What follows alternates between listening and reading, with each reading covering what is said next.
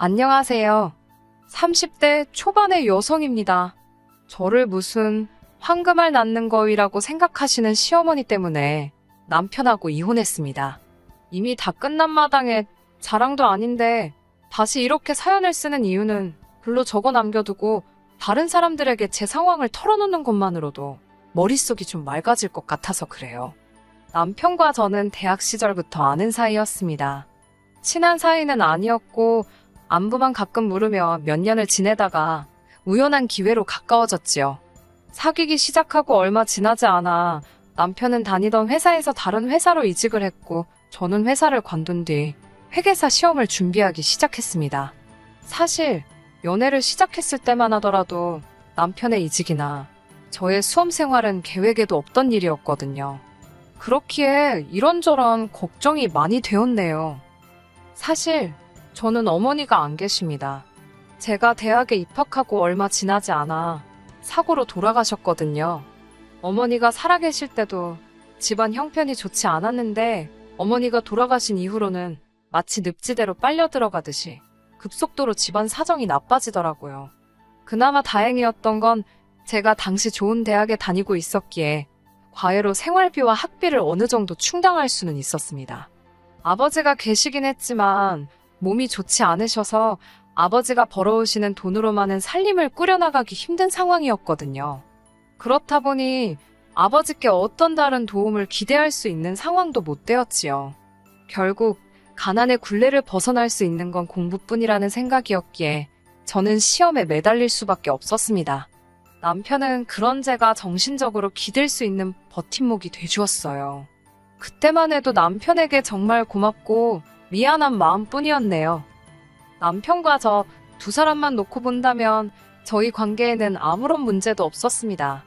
진짜 문제는 저와 시어머니의 관계였어요. 시어머니는 무슨 부귀영화를 누린다고 여자 뒷공문이나 따라다니며 뒤치다꺼리를 하느냐고 남편을 쥐잡듯 잡으셨습니다. 처음에 제가 시험에서 낙방했을 때는 송충이가 갈잎을 먹으면 죽는다며 주제 파악이나 하라고 악담을 하시고도 하셨고요. 어머님 입장에서야 장성한 아들이 장가는 안 가고 여자친구한테 시간을 쏟아붓는 것이 못마땅하셨을 겁니다. 자식은 키워보지 않았어도 저도 남편한테 많이 미안했고 고마웠고 어머님 심정도 이해는 갔어요. 저 또한 시험에 합격하지 못한다면 저뿐만 아니라 남편도 시간 낭비를 한 게 되는 거니 부담도 되었고 미안한 마음이 컸지요. 어쩌면 저보다 더 좋은 여자를 만날 수도 있는데 저 때문에 그 기회를 놓치는 건 아닌가 싶기도 했고요.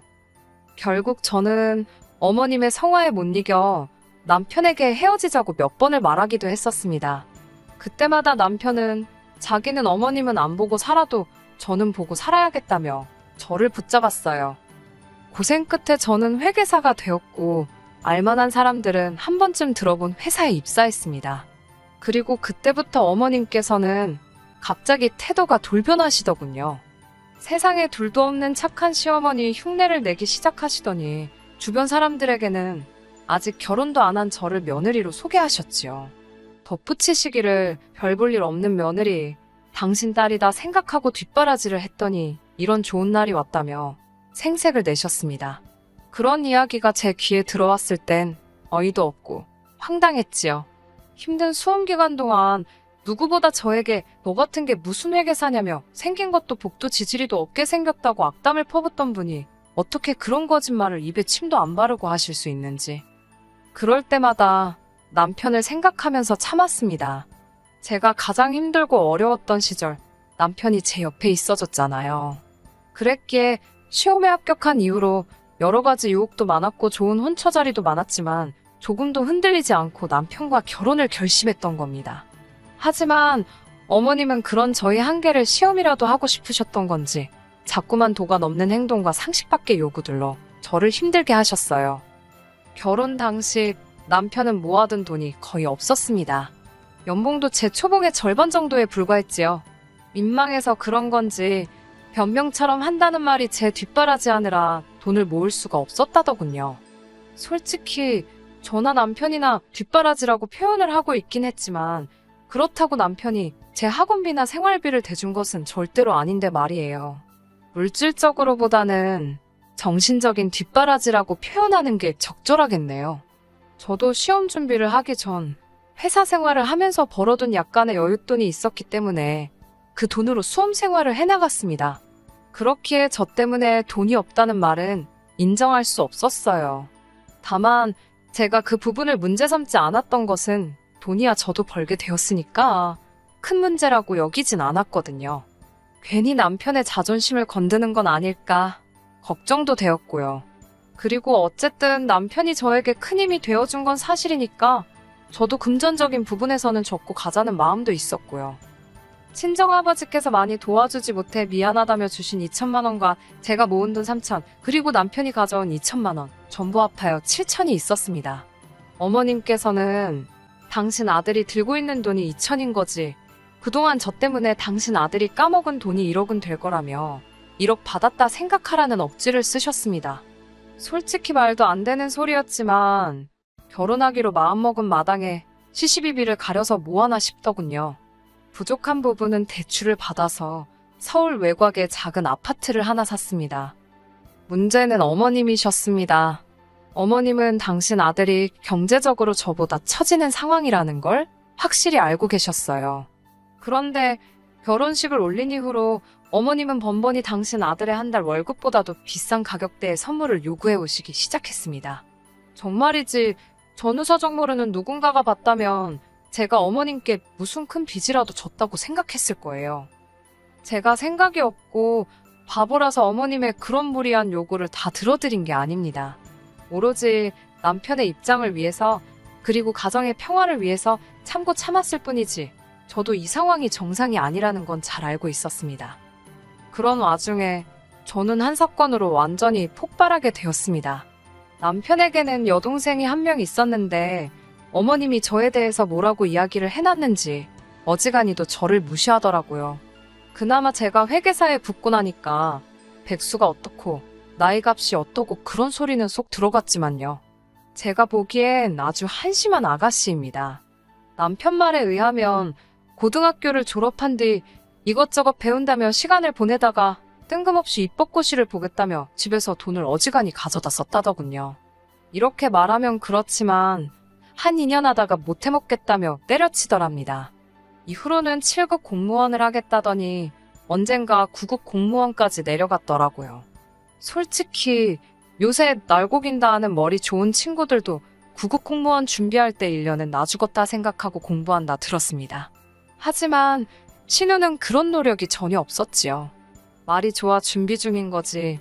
맨날 친구들 만나서 술이나 마시고 툭하면 사고나 치고 다니는데 좋은 결과가 있을 수가 없거든요. 그런데도 저희 어머님께선 저도 했는데 당신 딸이 못할 게 뭐냐면서 저를 내려치시고 당신 딸 띄우기에 바쁘셨지요. 그런 와중에 돈이라곤 한 번도 벌어본 적 없던 신우가 결혼할 상대를 데려오겠다며 온 가족을 소집했습니다. 남자친구가 있을 거라고 짐작은 하고 있었는데 신우가 임신을 했다고 해서 깜짝 놀랐지요. 남자와는 친구의 소개로 만났고 사귄 지 반년이 채 되지 않았다고 했습니다. 신우보다 3살이 많았고 곧 아버지 사업을 물려받을 거란 남자는 요리저리 눈을 굴리며 시댁 구석구석을 확인하는 눈치였어요. 모르긴 몰라도 꽤나 실망했을 겁니다. 시부모님이나 신우나 자기들 몸치장하는 거나 좋아하지 집안 정리도 잘못하고 집이 어수선하거든요.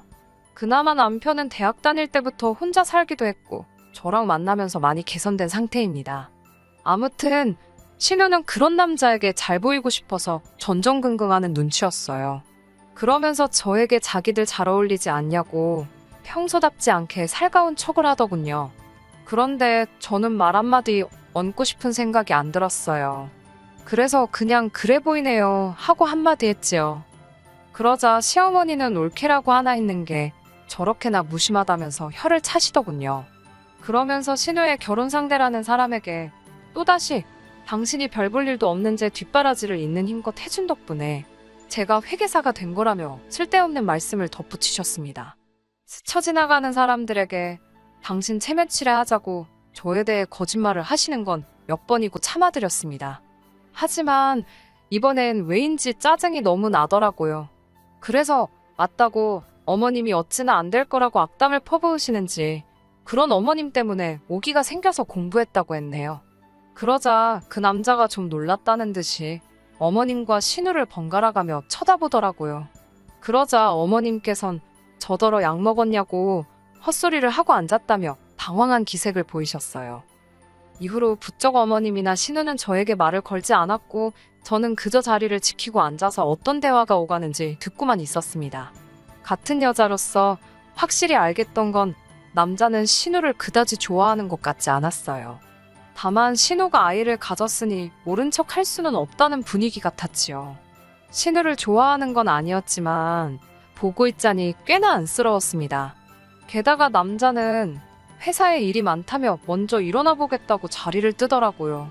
그런 남자의 모습을 보며 저런 행동은 사윗감이라서 가능한 걸까? 아니면 남자가 잘 보일 생각이 없어서 가능한 걸까라는 쓸데없는 생각을 잠깐 했어요. 남자가 가고 나서 어머님께서는 한숨을 내쉬셨습니다. 어머님도 여자이니 제가 느낀 걸 당신도 느끼셨겠지요. 신우는 속도 없는지 어땠냐며 자기가 괜찮은 남자를 물은 것 같지 않냐고 철딱선이 없는 소리만 해대고 있었습니다. 가만히 있다간 저에게 불똥이나 튀지 싶어서 저도 일핑계를 대고는 먼저 자리를 떴네요. 며칠 뒤 어머님께서 전화를 걸어오셨습니다. 당신이 제 회사 근처로 올 테니 이야기를 좀 하잡니다. 저는 남편에게 전화를 걸어 뭔지는 몰라도 같이 나가자고 했습니다. 남편도 어머님이 저에게 걸핏하면 막말을 하신다는 건 이미 알고 있었고 제가 어머님을 불편해한다는 사실도 알았기에 알겠다고 하더군요.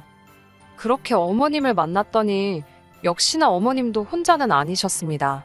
신우와 같이 나오신다는 말은 없으셨는데 신우도 데리고 나오셨더라고요. 어머님께서는 바쁜 저희를 불러놓고 쓸데없는 소리 할 생각은 없다며 잔말 말고 신우 결혼 자금을 좀 대달라 하셨습니다. 솔직히 신우가 결혼 이야기를 꺼냈을 때 이미 얼마 정도는 해줘야겠다는 생각은 했어요. 시어머니가 믿고 어쩌고 그런 거를 떠나 어쨌든 남편이 오빠고 저희 형편이 아주 어려운 것도 아니었으니 윗사람으로서 베풀자라는 심정이었지요. 하지만 어머님이 축의금도 아니고 선물을 사달라는 것도 아니고 결혼 자금을 대달라고 하시니 좀 당황스럽더군요. 어머님은 최대한 당신의 체면을 챙기시며 말씀하시느라 돌려서 이야기를 하셨지만 결론은 그 남자 쪽에서 별 볼 일 없는 여자, 애 하나 가졌다고 며느리 볼 생각이 없다고 한 모양이었습니다. 애 가진 게 대수냐며 신우가 굳이 낳겠다면 알아서 키우든지 말든지 하라고 결혼은 절대로 안 된다고 했나 보더군요. 그러자 신우가 울고불고 난리를 쳤고요. 그러자 그쪽에서 지참금으로 1억을 해오랬답니다. 그러면 한번 생각해 본다고요. 듣고 있는데 제가 다 어이가 없더군요. 제가 그렇게까지 하면서 뭐하러 결혼을 하냐고 결혼하지 말라고 했습니다. 그렇게 낳으면 신우나 애나 행복할 것 같냐면서 낳지 말고 그 남자랑도 끝내라고 했어요. 그러자 어머님께서는 저더러 누가 니한테 의견을 물었냐며 돈 1억이나 해달랍니다. 그 소리를 듣자 순간 정신이 확 들더군요. 저는 그래도 신우나 어머님이나 미워도 가족이라 생각해서 화가 났던 건데 어머님께는 제가 지갑으로밖에 안 보였나 봅니다. 제가 어머님께 저한테 돈 맡겨 놓으셨냐고 물으니 저더러 배은망덕한 것이라며 네가 우리 아니었으면 밥벌이나 하고 살았겠냐고 소리를 지르시더군요. 엄마가 없어서 그런가 어른에 대한 공경도 모르는 근본 없는 모랍니다. 그러면서 저더러 돈 좀 버니까 눈에 뵈는 게 없냐면서 이제 보니 당신 아들을 제가 다 망쳐놨다고 그러더군요.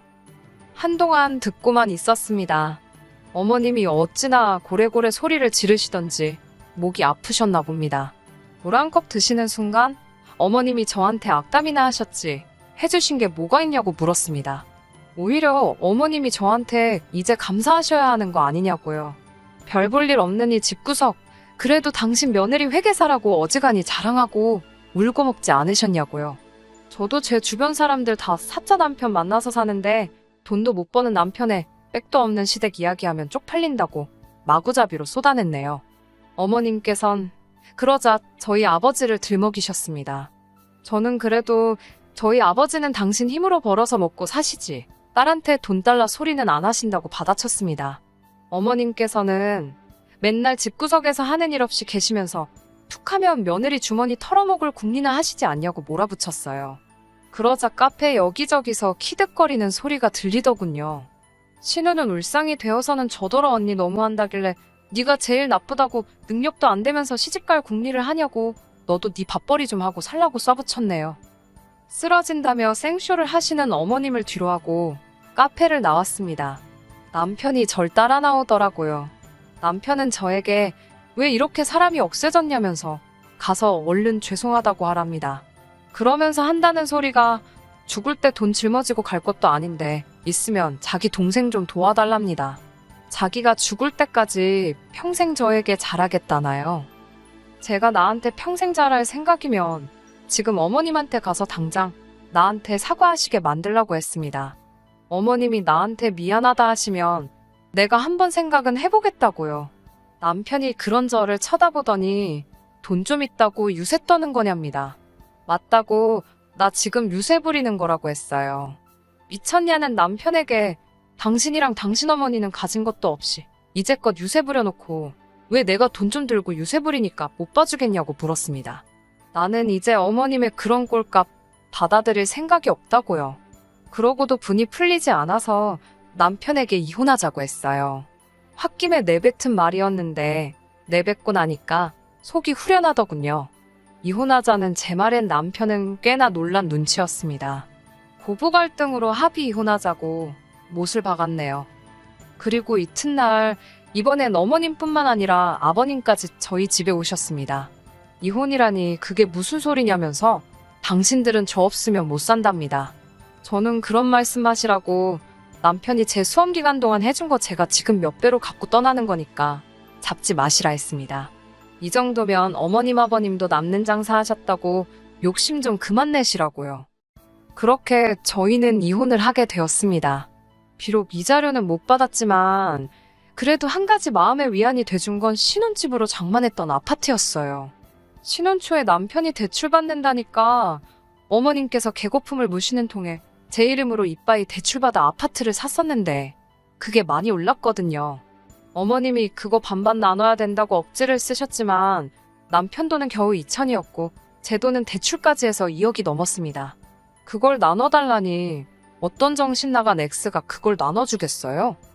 그 이후로 저는 회사 생활 잘하면서 잘 살고 있습니다. 제가 사는 오피스텔에서 멀지 않은 곳으로 친정아버지 거처도 옮겨드렸습니다. 제가 이혼을 결심했을 당시 친정아버지께선 많은 걸 묻지 않으셨어요. 당신이 힘이 돼주지 못해 미안하단 말씀만 몇 번 하셨네요. 신우는 시집 못 갔습니다.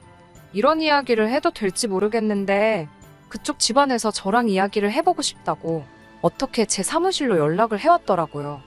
아무래도 그날 제가 어머님에 대해서 했던 말이 마음에 걸렸던 모양입니다. 저는 어머님은 상종 못할 분이고 신우는 생각이 없는 여자라고 말씀드렸고 그쪽에서도 고맙다며 더는 묻지 않더라고요. 아이는 낳았는지 어쨌는지 모르겠네요. 그 성질을 생각하면 낳았어도 데리고 있을지도 모르겠고요. 궁금하지도 않아요. 솔직히. 끝까지 들어주셔서 감사합니다. 오늘의 사연은 여기까지입니다. 구독과 좋아요, 알람 설정 부탁드리고 더 좋은 사연으로 다시 찾아뵙겠습니다. 감사합니다.